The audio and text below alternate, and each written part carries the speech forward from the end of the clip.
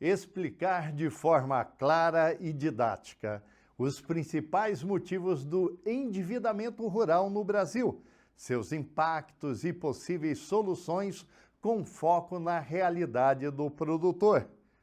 Começa aqui, começa agora mais um programa Câmera Brasil.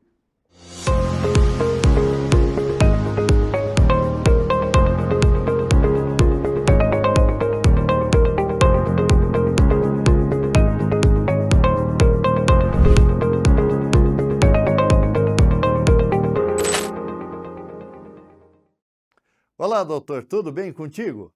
Vamos falar Tudo do bem? campo, do homem do campo, que geralmente contribui bastante com a riqueza do nosso país e sofre muito mais ainda. Eu lhe pergunto, o endividamento dos agricultores brasileiros realmente aumentou nos últimos anos? Pois é, o produtor rural vem sofrendo aí há alguns anos já. Eu diria que seria o acúmulo de prejuízos das últimas safras, o aumento da taxa de juros, todas essas consequências que nós estamos vivendo interferiram diretamente na capacidade de pagamento do produtor rural e na produtividade também. Porque a partir do momento em que o produtor rural ele começa a ter prejuízos, além dele começar a diminuir as áreas plantadas, os desafios estão aumentando, acaba diminuindo também a produtividade, né? O pessoal começa a desanimar de fato. É o cenário geral das dívidas no campo, doutor. Olha, a nível Brasil, eu vou falar agora. O nosso escritório atende produtores rurais em todo o Brasil. E a resposta é bastante clara. Todo o Brasil hoje sofre com as consequências desta crise no agro. E mais acentuadamente, a partir do ano passado, este ano se evidenciando ainda mais pedidos de recuperação judicial, pedidos de alongamento de dívidas rurais. Hoje o cenário é um só. O agro, de fato, está vivendo uma crise. Entendi. Esse problema atinge mais pequenos, médios ou grandes produtores ou atinge a todos? Como a maioria das vezes são problemas climáticos e problemas com endividamento bancário, e nós sabemos que a maioria dos produtores rurais hoje utilizam do dinheiro dos bancos para fomentar, eu diria que seria um problema desde o pequeno até o grande. Porque, como eu disse, um problema climático, por exemplo, é inevitável, tanto para o pequeno quanto para o grande. É uma adversidade que não escolhe pequeno ou grande. Então, eu diria que ela vai desde o pequeno até o grande produtor. E existe uma região do Brasil mais afetada atualmente ou não? Sim, algumas regiões, algumas localidades, elas sofreram mais do que outras. Porque, assim, nós estamos vivendo num país tropical, um país muito grande, né? Uma dimensão muito grande. Então, existe sim variação climática, como nós sabemos, alguns lugares mais afetados, outros menos, mas, no geral, em algum momento nos últimos 5 anos, que é o histórico que nós estamos vivendo aí dessa crise, em algum lugar, em algum momento, o produtor sofreu de fato com alguma adversidade climática, com algum problema no campo. E quais são os principais fatores que levaram tantos produtores a se endividarem? Bom, inicialmente, algum problema climático, né? Alguma quebra de safra, uma estiagem prolongada, veranico, ou em outras localidades, chuva em excesso, a depender ali do estágio, né, da planta, a depender do estágio da lavoura, isso atrapalha. E também o acúmulo do endividamento decorrente por conta dessas frustrações, por conta dessas quebras de safra, associado a isso a questão do aumento da taxa de juros.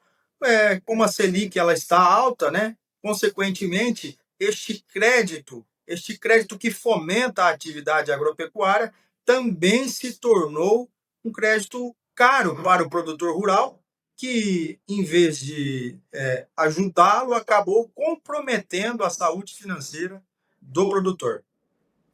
O aumento dos juros teve impacto direto nesse cenário? Como isso afeta o produtor na prática? Com certeza, as taxas de juros mais altas desestimulam os produtores rurais, afetam diretamente o homem do campo, que com certeza diminuiu seus investimentos. E a queda nos preços das commodities influenciou quanto nesse endividamento, doutor? Eu diria que a queda no preço ela é apenas um fator que não pode ser observado de forma isolada. Ela é um fator muito significativo, porque interfere diretamente na capacidade de pagamento do produtor rural, mas nós temos que hoje entender como um fator, nós temos fatores além da queda no preço que estão interferindo também, como é essa questão da quebra de safra, do aumento da taxa de juros e do enrijecimento dos bancos ao negarem prorrogações, ao negarem o alongamento do crédito rural, que seria um dever da instituição bancária, mas eles estão se negando. E o aumento dos custos de produção ainda é um dos maiores vilões?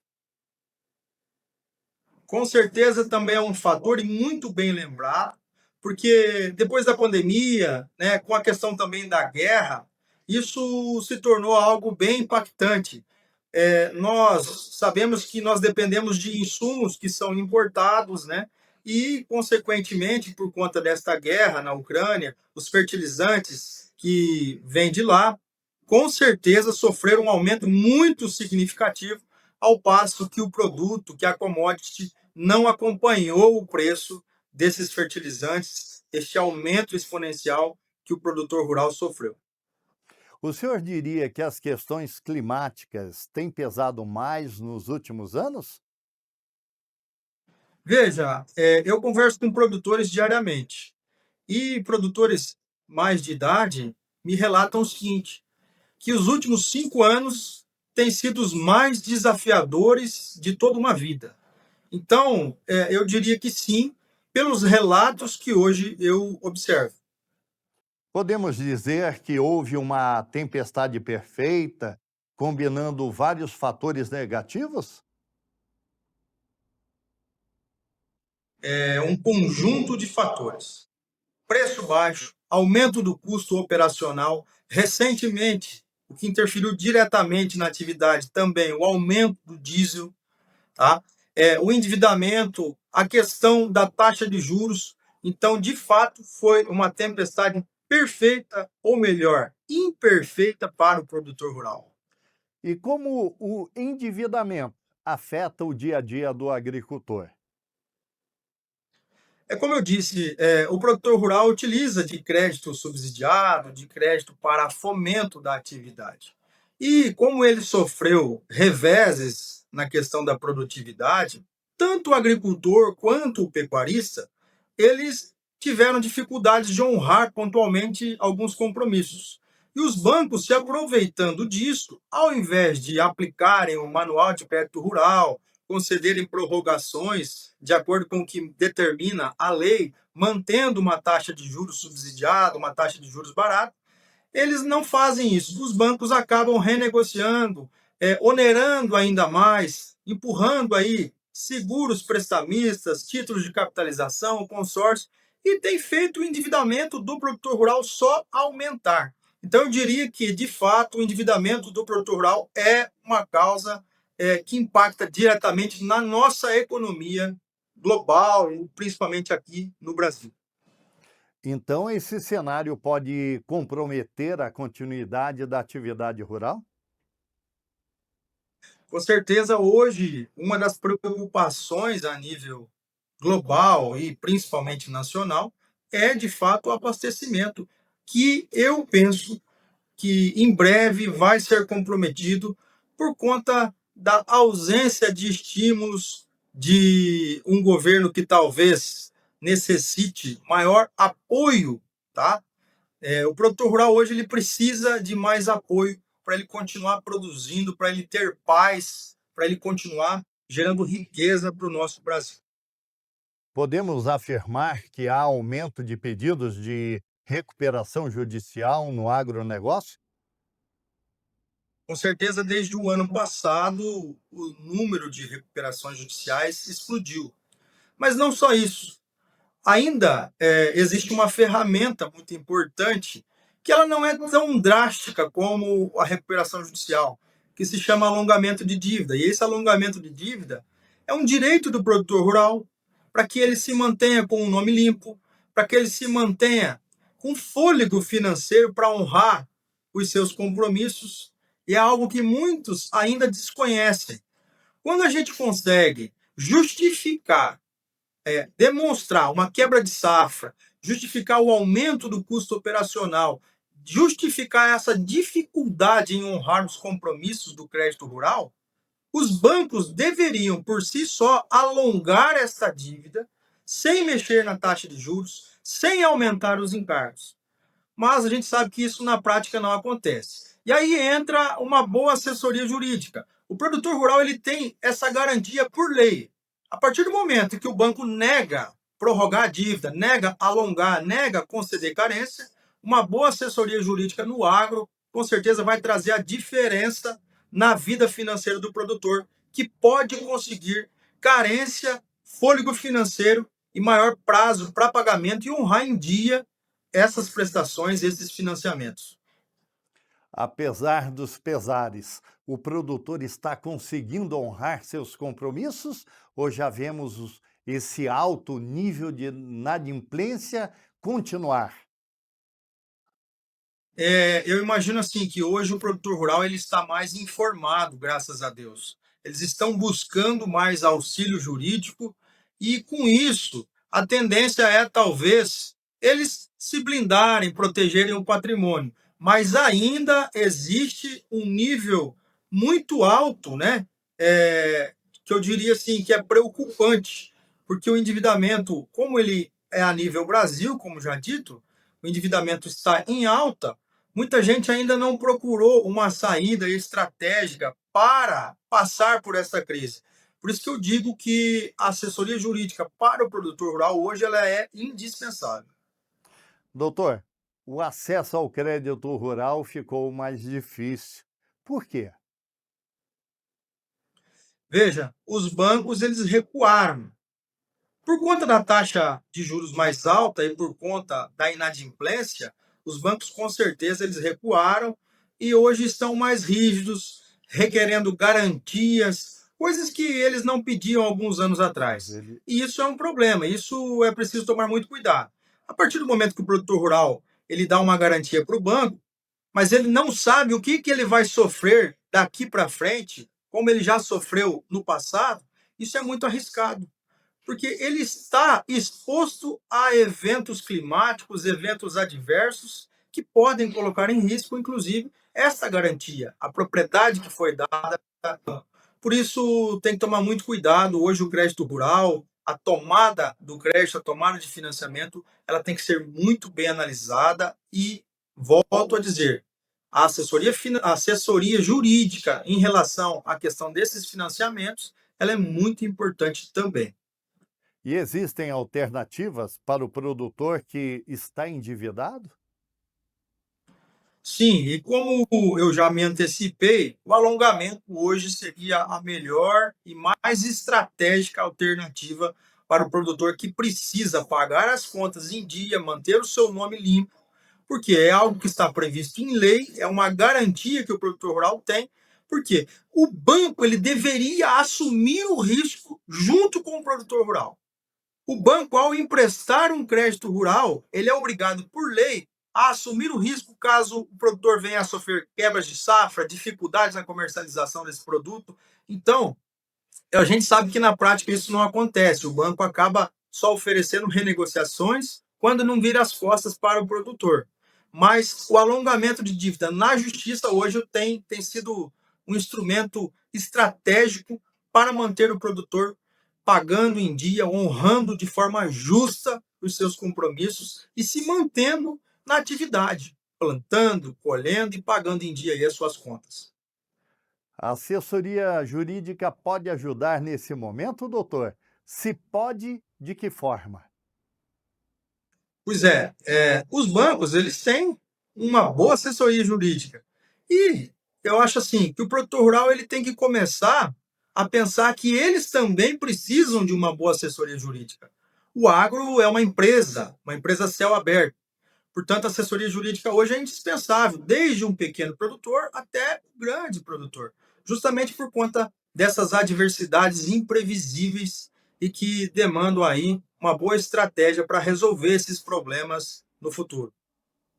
Existem mecanismos legais para reorganizar as dívidas rurais?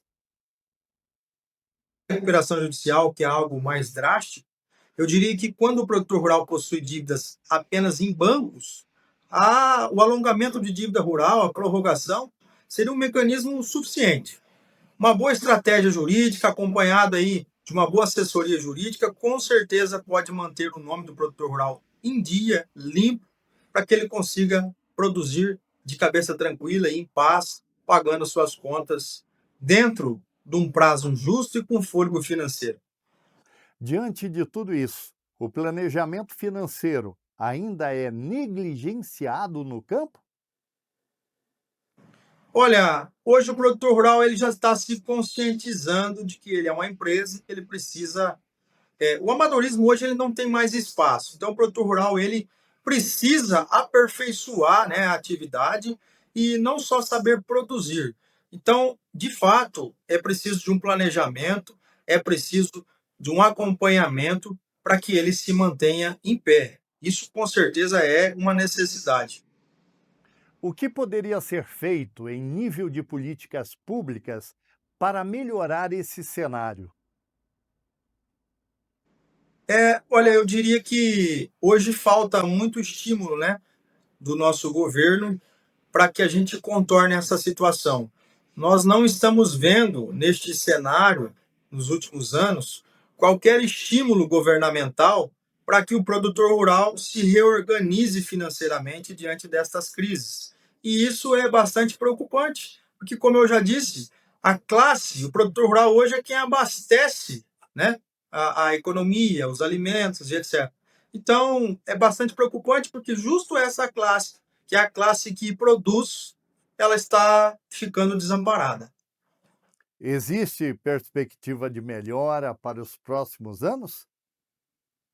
Eu sempre digo que quem passar por esta crise, ela sobrevivendo, vai conseguir ter bons resultados no futuro, mas enquanto isso não chega, enquanto as coisas não melhoram, é preciso ter bastante cautela, bastante estratégia e ter um bom apoio jurídico para que a gente consiga passar por isso como diz, evitando maiores prejuízos, para que lá na frente a gente consiga retomar o crescimento, retomar aí é, algo que aquilo que está tirando a paz do produtor rural hoje em dia, que é o crescimento, que é a sua manutenção dentro da atividade, a sua manutenção no campo.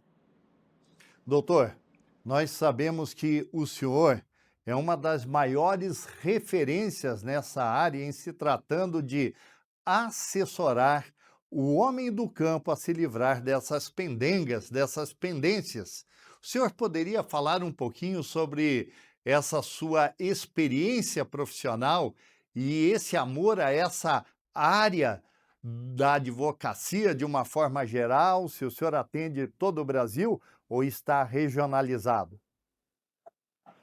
Sim, hoje nós atendemos a nível Brasil, porque como eu disse, hoje esses problemas eles afetaram todos os estados do Brasil.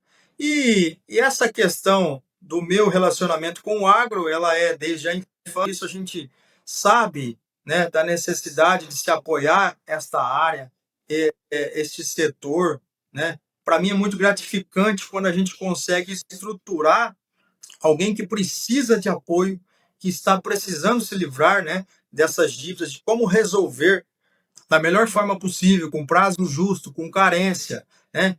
E quando a gente evita que um produtor rural perca a sua propriedade, isso para mim é muito gratificante, para toda a nossa equipe é muito gratificante. Então, é algo que de fato nos move. ajudar o homem do campo hoje nos move.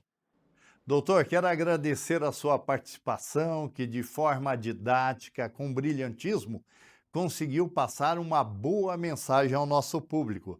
E lhe peço uma orientação para você deixar ao produtor que está enfrentando dificuldades financeiras. Produtor rural, erga a cabeça, encare as dívidas, encare os desafios e as dificuldades. Para tudo existe solução. Não deixe para a última hora. Se os vencimentos estão apertando, procure um bom advogado no agro. Proteja o seu patrimônio, esse patrimônio que você vai deixar para sua família. Proteja o seu legado. Procure uma boa assessoria.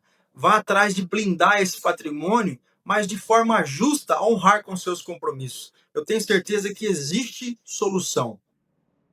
Muito obrigado, doutor. Parabéns. Obrigado.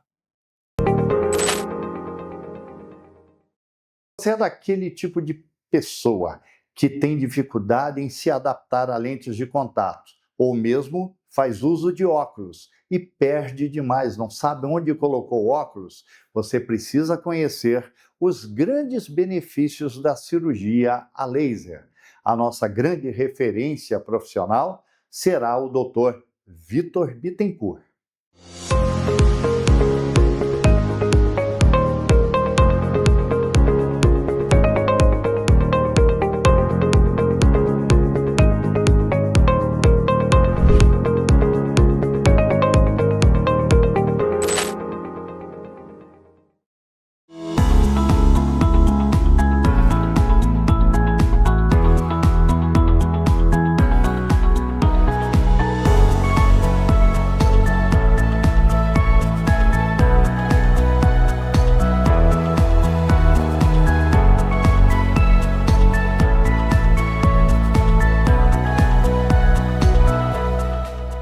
É bem isso mesmo, doutor. Tem muita gente que não conhece os benefícios dessa cirurgia? Com certeza, Roberto. A cirurgia refrativa tem muitos benefícios que a gente vai falar mais aí no decorrer da entrevista. Perfeito. Doutor Vitor, para começarmos, o que é exatamente a cirurgia refrativa? A cirurgia refrativa é um procedimento em que um laser é aplicado na córnea e cujo objetivo é corrigir o grau dos olhos, fornecendo uma independência em relação a óculos e lente de contato ao paciente. Quais problemas de visão ela corrige? Miopia, hipermetropia, astigmatismo, presbiopia, todos podem ser tratados? A cirurgia refrativa corrige principalmente a miopia, a hipermetropia e o astigmatismo. Com relação à presbiopia, ela pode ajudar também em alguns casos específicos. Isso vai depender um pouquinho da idade do paciente, do tipo de grau e da técnica escolhida. E como é realizado o procedimento? Você pode nos explicar de forma simples a atuação do laser na correção da visão?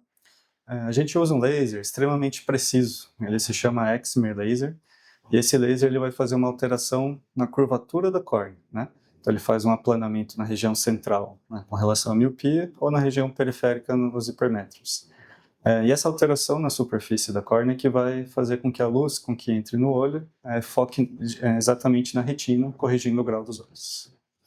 Existem diferentes técnicas de cirurgia refrativa? Quais são as mais utilizadas hoje? Sim, existem principalmente, as mais utilizadas hoje são duas técnicas chamadas LASIK e PRK. Vou falar brevemente um pouquinho sobre a diferença entre elas. Primeiramente, no LASIK, a gente confecciona um flap, que é como se fosse uma tampinha na córnea. Esse flap é feito com um laser de femtosegundo, que a gente chama. E aí eu levanto a tampinha e o outro laser faz a correção do grau. E aí depois abaixa a tampinha novamente. Já no PRK, a diferença é que em vez de fazer o flap, a gente primeiro faz uma raspagem, né, para tirar o epitélio, que é a camada mais externa da córnea. E aí, após isso, a gente faz o laser para correção do grau. Qual técnica que vai ser indicada em cada caso vai depender dos exames pré-operatórios e também da avaliação na consulta. Doutor, esse procedimento é doloroso? Existe a necessidade de anestesia? Não é doloroso. A gente aplica uma anestesia com colírio, colírio anestésico. Esse colírio é aplicado diretamente nos olhos. E normalmente o paciente não sente dor. Ele pode até sentir um pouquinho um toque, né, a sensação de toque, mas não sente dor durante a cirurgia. E quais exames são necessários para saber se o paciente é um bom candidato a essa cirurgia? Deve-se ser realizada uma avaliação oftalmológica completa, né? Então a gente começa com o exame do grau com a pupila dilatada, fundoscopia para ver o fundo do olho, né, a retina, também o nervo óptico, e a partir daí a gente parte para os exames complementares, né, principalmente topografia e tomografia de córnea, que são os exames que avaliam a estrutura que o laser vai ser aplicado. E existem contraindicações? Quem não pode fazer a cirurgia refrativa?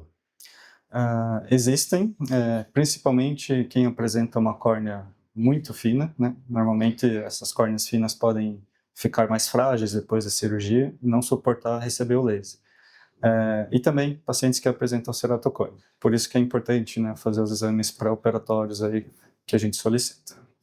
Doutor, como o paciente deve se preparar nos dias que antecedem ao procedimento? Existem cuidados ou necessidades especiais?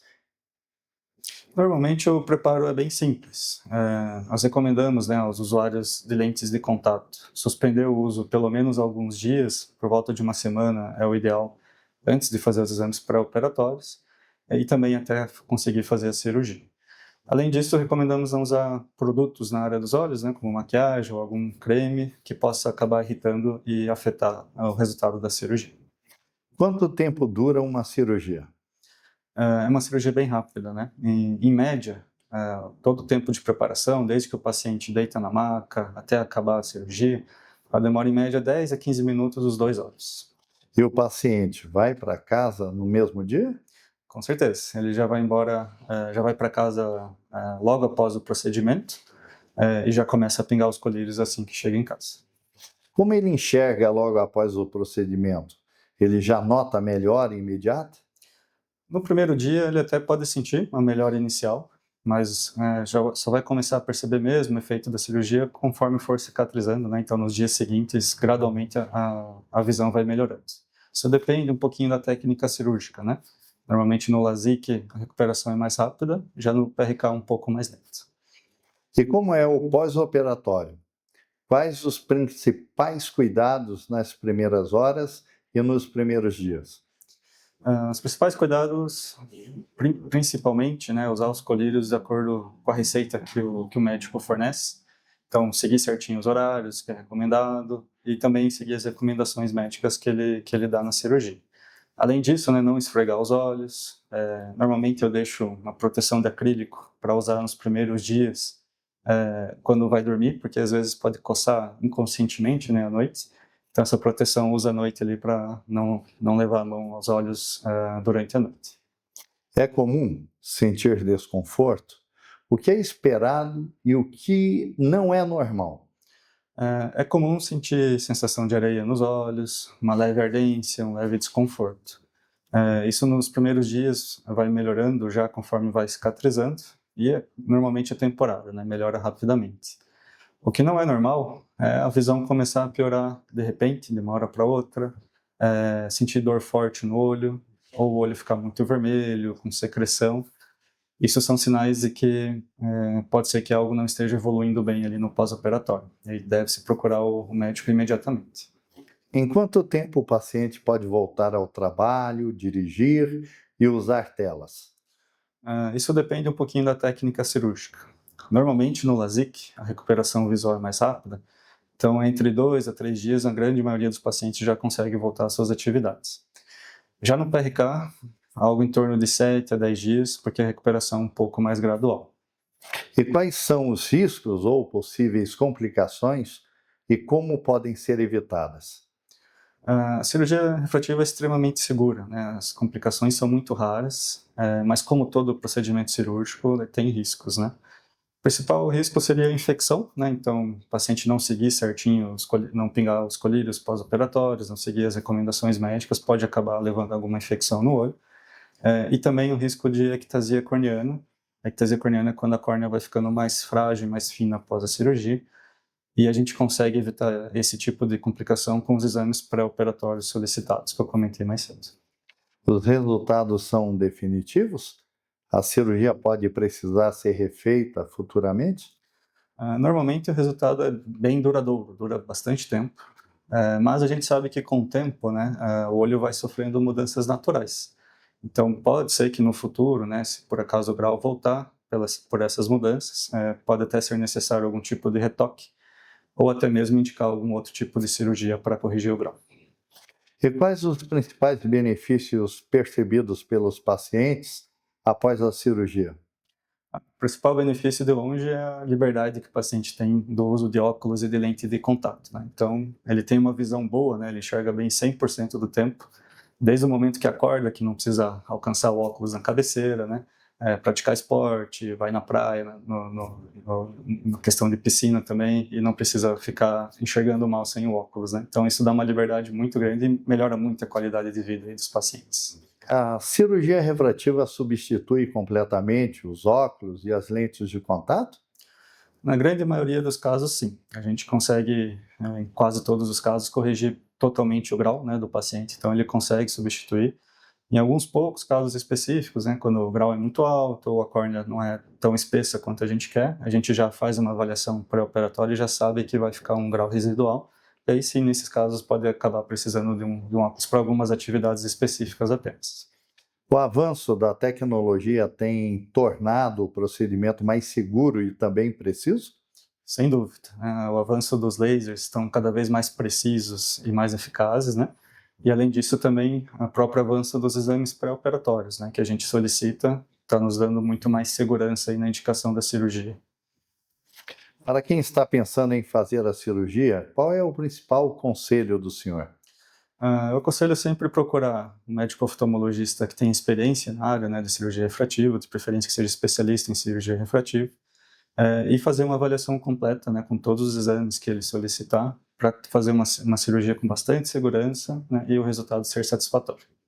Doutor, como acompanhar a evolução da recuperação e quando é preciso procurar o oftalmologista? Normalmente o acompanhamento no pós-operatório é com consultas pré-programadas. Então, se a evolução está indo bem, se está de acordo com o esperado, tem que ir nas consultas, né, já programadas, mas caso tenha algum sintoma fora do esperado, tem que avisar seu médico oftalmologista para ele avaliar, ver se está tudo correndo bem. O senhor poderia falar um pouquinho sobre a sua experiência profissional? Como foi que começou a sua paixão, ou mesmo o amor por essa profissão? Claro, com certeza.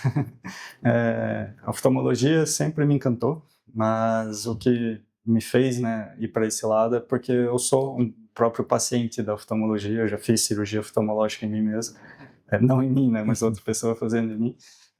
E isso me encantou quando eu fui submetido, porque eu melhorou muito a minha visão e mudou muito, né, a minha qualidade de vida e fez uma mudança radical aí na minha vida que me ajudou bastante. Para você, qual é a importância da primeira consulta? A primeira consulta é fundamental, onde a gente avalia o paciente integralmente, né, então a gente avalia todas as estruturas do olho, o grau, o olho dilatado e sem dilatado, o fundo do olho, o nervo óptico e todo, para ver como está a saúde ocular, né, do paciente, entender se tem indicação ou não da cirurgia. E dentro da sua perspectiva, faz sentido a pessoa esperar sentir os sintomas para depois procurar um oftalmologista? Absolutamente não. Tem algumas doenças oftalmológicas, né, como glaucoma, degeneração da mácula, que são silenciosas no começo. E quanto antes a gente detectar, mais cedo a gente começa o tratamento, né? Então, a consulta tem que ser de rotina, né? Tem que ser feita pelo menos uma vez por ano, para a gente detectar quanto mais cedo, melhor esse tipo de complicação, de doença oftalmológica. O paciente pode resultar em uma experiência mais positiva para ambos? Com certeza, né? O médico conhecendo a fundo o paciente, as suas necessidades, suas atividades, faz muita diferença ali no resultado da própria cirurgia, né? A gente consegue personalizar cada vez mais, né, a cirurgia, e isso dá muita diferença no resultado. Doutor Vitor, um paciente que trata diabetes, ou seja, portador do diabetes, ele pode fazer essa cirurgia? Depende. A diabetes tem que ser bem controlada, né? Então a gente pede exames de sangue, exames laboratoriais antes da cirurgia, para avaliar como está a hemoglobina glicada, a glicemia e jejum, e dependendo de como estiver, aí sim a gente pode indicar cirurgias. Perfeito. Quero agradecer a sua participação e destinar a você o tempo necessário para as suas considerações finais. A minha consideração final, gostaria de agradecer também a presença, né? Mas com relação à cirurgia refrativa, deixar bem claro, né, que a cirurgia refrativa é uma cirurgia muito segura, muito precisa e muito eficaz. Em questão de poucos minutos aí a gente consegue, né, melhorar, corrigir totalmente o grau e dar uma independência de óculos e lente de contato de 100% em praticamente todos os casos, né? É uma cirurgia que tem evoluído cada vez mais e cada vez mais segura e mais precisa. É isso. Obrigado.